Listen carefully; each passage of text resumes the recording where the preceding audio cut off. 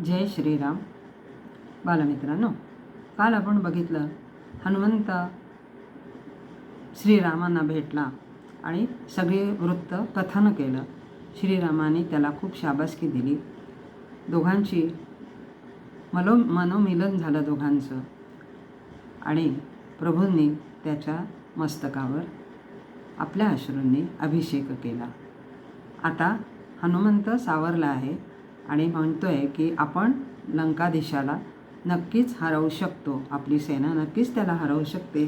फक्त 100 योजना समुद्र पार करून कसा जायचा एवढाच प्रश्न आहे. आता पुढे हनुमंत लंकेहून निघून आला. त्यानंतर लंकेची जनता घाबरली. जनतेचे प्रतिनिधी लंकेच्या सुरक्षेबद्दल रावणाला विचारतात. त्यात काही मंत्री स्वतःच्या सामर्थ्याची बळाई मारतात. आम्ही वानर सेनेला सहज हरवू असा विश्वास देतात.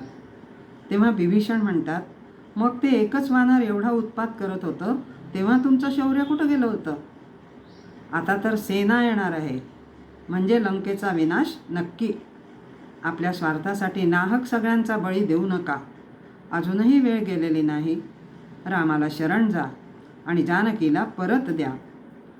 भावाच्या, नागरिकांच्या, मित्राच्या नात्यातून रावणाला समजवण्याचा प्रयत्न बिभीषणाने केला.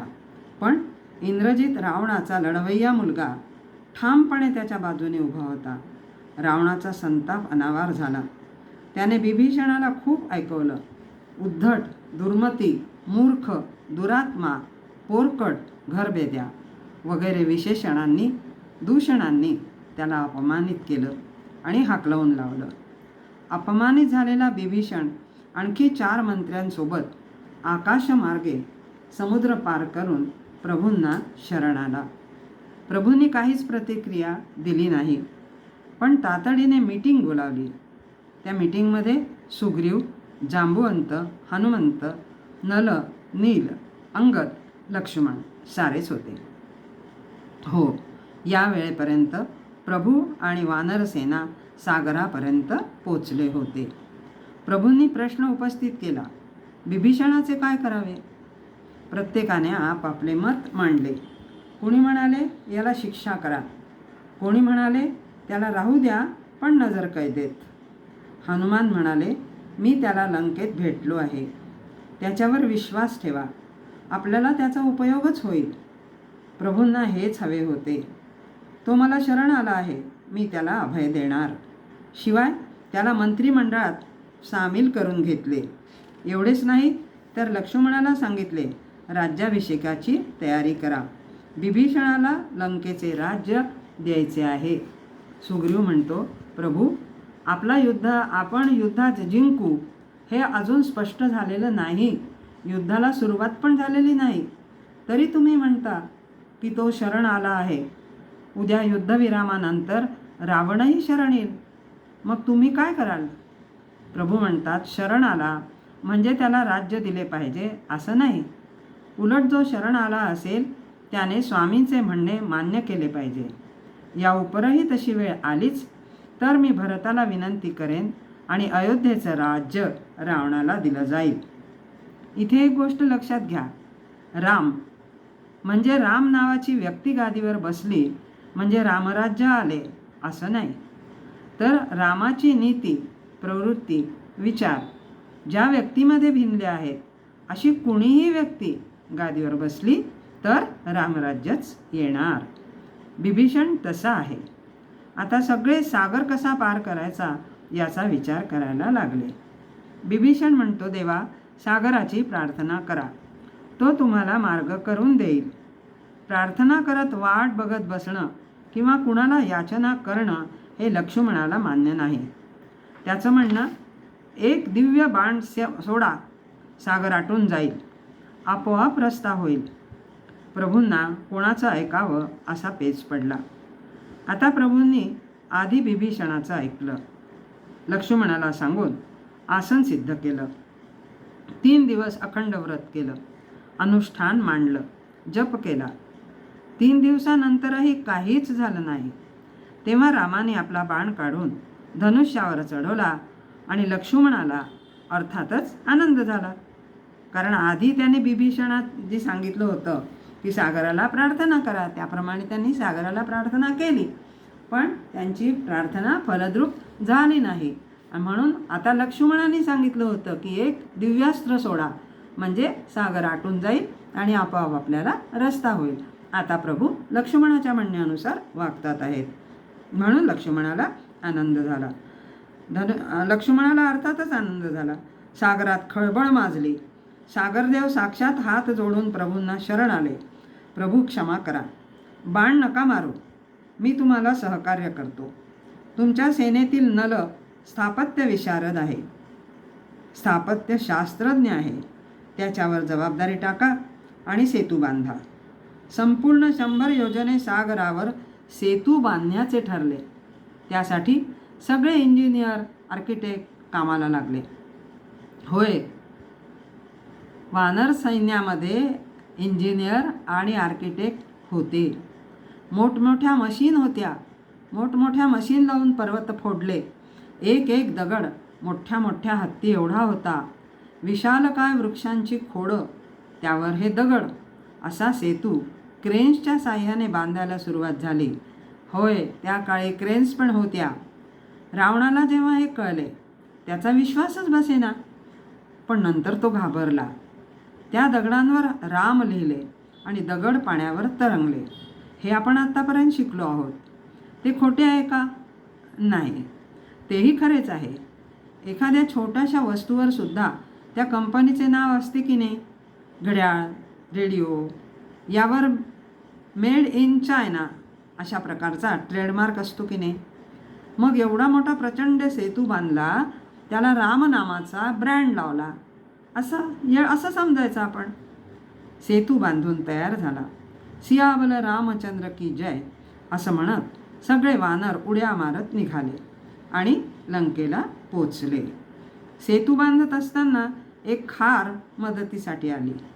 ती समुद्रात जाई, आपलं अंग ओलं करी, मग वाळूत लोळे. वाळूचे काही कण तिच्या शरीराला लागत. ते 2 दगडांच्या फटीत आणून टाके. वानर काम करत असताना ती मध्ये मध्ये येत होती. तिला वानरांनी सांगितले, तू मध्ये मध्ये येऊ नकोस, एखाद्याचा पाय तुझ्या अंगावर पडेल आणि तू मरशील. पण ती ऐकेच ना. शेवटी एका वानराने आपल्या पायाने तिची शेपूट दाबून ठेवली. तिचा जीव कासावीस झाला. ती ओरडत राहिली, अरे सोड, अरे सोड असं म्हणत राहिली. पण इथे यायचं नाही असं म्हणून तिला सोडलं. ती एका बाजूला जाऊन रडत बसली. प्रभू सगळं पाहत होते. प्रभूंनी तिला समजावले आणि शाब्बास म्हणून तिच्या पाठीवर हात फिरवला. कितीही छोटं काम केलं तरी त्याची दखल भगवंत घेतोच, हे या खारीच्या उदाहरणावरून आपल्याला समजून येतं. आत्तापर्यंत रावण निश्चिंत होता, कारण लंका सगळीकडून सागराने वेढली असल्यामुळे सुरक्षित आहे, हा त्याचा समज होता. आता अपसमज म्हणायला हवा. एवढा मोठा सागर पार करून येण्याची कुणाची बिशाद आहे असं रावणाला वाटत होतं. आपण कितीही दुष्कृत्य करावीत आणि लंकेत येऊन सुरक्षित राहावे.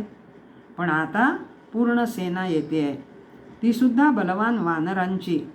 रावणाच्या पायाखालची जमीनच सरकली. वनवासाच्या 13 वर्षात प्रभूंनी मानवी संघटन केलं. खरं तर जानकी अयोध्येची स्नुषा, पण तिला सोडवण्यासाठी अयोध्येहून फक्त 2 आले, राम आणि लक्ष्मण. बाकी सगळे परकेच होते. ते जानकीला ओळखत पण नव्हते. पुढे मरण आहे हे त्यांना माहीत होते, तरी केवळ प्रभू कार्य करण्यासाठी ते आलेत. ही प्रभूंची किमया, हे संघटन चातुर्य. प्रभूंनी सागर तीरावर रामेश्वर महादेवाची स्थापना केली. रामाचा ईश्वर रामेश्वर. राम महादेवांची पूजा करतात, तर ज्याचा ईश्वर राम तो रामेश्वर असं म्हणून महादेव रामांची पूजा करतात. वानर सैन्यासह प्रभू लंकेत प्रवेश करतात.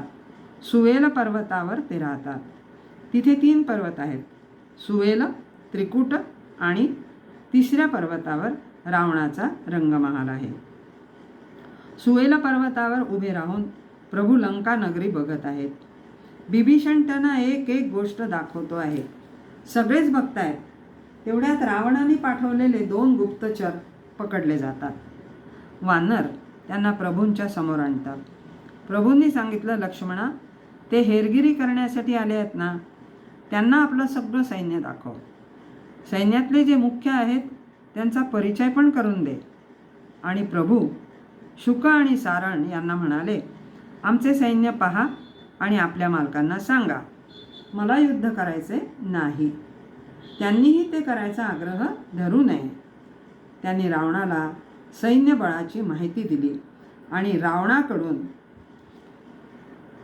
मार खाल्ला. ते दोघं परत लंकेला गेले आणि त्यांनी रावणाला सांगितलं की रामाचं सैन्य कसं भारी आहे. पण हे ऐकल्यावर रावण खवळला आणि रावणाने त्यांना चांगला ठोक दिला. रोज संध्याकाळी रावण आपल्या क्लबात यायचा. त्याप्रमाणे आजही तो आला. प्रभू आणि सगळी मंडळी सुएल पर्वतावरून हे पाहत होते. तेवढ्यात एक गडबड झाली. काय गडबड झाली? सुग्रीवाने उड्डाण केले, थेट रावणाच्या पुढ्यात जाऊन आदळला. त्यांनी बेवसात रावणाला खाली पाडलं. पण रावणच तो उठला. त्याने सुग्रीवाला बेदम ठोकला. शेवटी सुग्रीवाने रावणाच्या हाताला चावा घेतला आणि आपली सुटका करून घेतली. एका उड्डाणात तो प्रभूंच्याकडे आला. रावणाला माहीत होते सुग्रीव धावपटू आहे, म्हणून तो त्याच्या नादी लागला नाही. पण रावण आणि सुग्रीव यांची जुंपलेली असताना आता बाण कसा मारू असा प्रश्न प्रभूंना पडला. सुग्रीव परत आल्यानंतर प्रभूंनी त्याला चांगलं खडसावले, त्याची कानउघाडणी केली.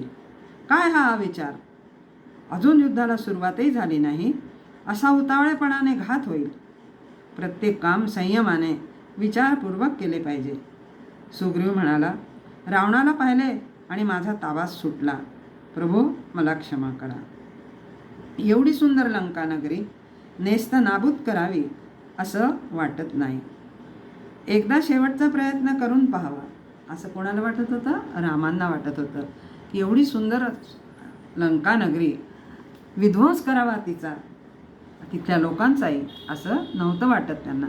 म्हणून एकदा दूत पाठवून शिष्टाई करून रावणाला वळवून बघावं म्हणून रावणाकडे एक दूत पाठवायचं ठरवलं. दूत म्हणून यावेळेला अंगदाला पाठवले. रावणाला वाटलं बरंच झालं. रावणाने अंगदाला उचकवायला सुरुवात केली, म्हणजे फितूर करायला.